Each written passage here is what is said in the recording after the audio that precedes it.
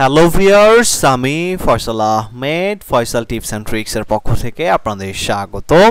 তো আশা করি আপনারা সবাই ভালো আছেন।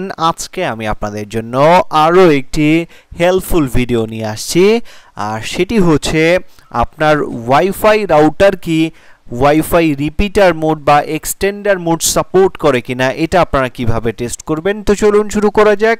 তো আজকে আমরা মূলত যে রাউটার দিয়ে দেখাবো এটা হচ্ছে টিপি-লিঙ্ক রাউটার। তো প্রথমেই আপনি যে কাজটি করবেন, টিপি-লিঙ্কের যে অ্যাডমিন প্যানেল আছে সেই অ্যাডমিন প্যানেলে চলে যাবেন। এই যে দেখতে পাচ্ছেন আইপি অ্যাড্রেসটা 192.168.0.1, এটা হচ্ছে টিপি-লিঙ্কের ডিফল্ট আইপি অ্যাড্রেস। বা আপনি যদি আইপি অ্যাড্রেসটি খুঁজে না পান, আপনার রাউটারের পিছনে যে স্টিকার আছে সেই স্টিকারের মধ্যে আইপি অ্যাড্রেসটা লেখা আছে। আপনি আইপি অ্যাড্রেসটা টাইপ করে যখন ইন্টারে ক্লিক করবেন আপনার অ্যাডমিন প্যানেল চলে আসবে। তো এখানে আপনি অ্যাডমিন দিয়ে লগ ইন করতে পারবেন যদি আপনি এটার পাসওয়ার্ড ইউজার নেম চেঞ্জ না করে থাকেন। তো আমি আমার যে অ্যাডমিন প্যানেল আছে এখানে লগ ইন করছি। তো দেখতে পাচ্ছেন লগ ইন হয়ে গেছে। তো এখন আপনি কিভাবে চেক করবেন যে আপনার ওয়াইফাই রাউটারটা কি এক্সটেন্ডার মোড বা রিপিটার মোড সাপোর্ট করে কিনা। তো এটার জন্য আপনি ক্লিক করবেন অপারেশন মোডে।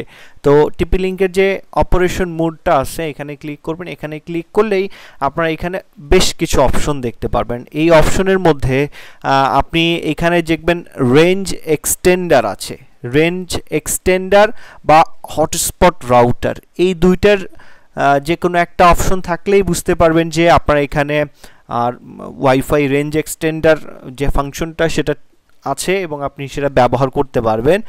আর এই দুটো মোডই কিন্তু আপনার এই যে হটস্পট রাউটার এইটা মূলত আপনার ওল্ড যে রাউটারগুলো আছে এইগুলোর মধ্যে থেকে থাকে। এটা বর্তমান যে আপডেটটা এটা হচ্ছে WISP এরকম একটা ফাংশন থাকে।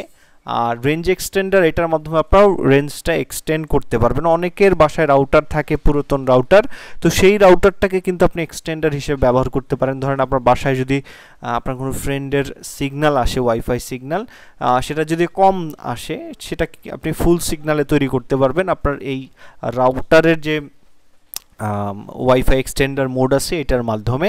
তো টিপি-লিঙ্কের এই যে অপারেশন মোডটা এটা এখান থেকে দেখে নেবেন। আর অনেকের অনেক বেশি পুরাতন রাউটার থাকে, সেক্ষেত্রে এই ফাংশনগুলো থাকে না, তাদের এইখানে অপারেশন মোডটা থাকে না, তাদের এইখানে ওয়্যারলেসের ওইখানে ওই যে ওয়্যারলেসের এইখানে ফাংশনটা থাকে। তো তারা একটু চেক করে নেবেন। আর যদি দেখেন যে আপনার রাউটারের ফ্রিওয়্যারটা পুরাতন, আপনি যে কাজটি করবেন সিস্টেম টুলসে যাবেন, এখান থেকে এই যে ফ্রিওয়্যার আপগ্রেডে যাবেন। ফ্রিওয়্যার আপগ্রেডে গিয়ে এখানে আপনার যে হার্ডওয়্যার ভার্সনটা আছে এটা দেখে টিপি-লিঙ্কের যে ওয়েবসাইট আছে ওইখান থেকে লেটেস্টটা ডাউনলোড করে আপগ্রেড করে নেবেন। তাহলে আপনার রাউটারের মধ্যে আগে যদি ফাংশন নাও থাকতো, পরবর্তীতে আপগ্রেড দেওয়ার পরে আপনার ফাংশনটা আসার সম্ভাবনা আছে।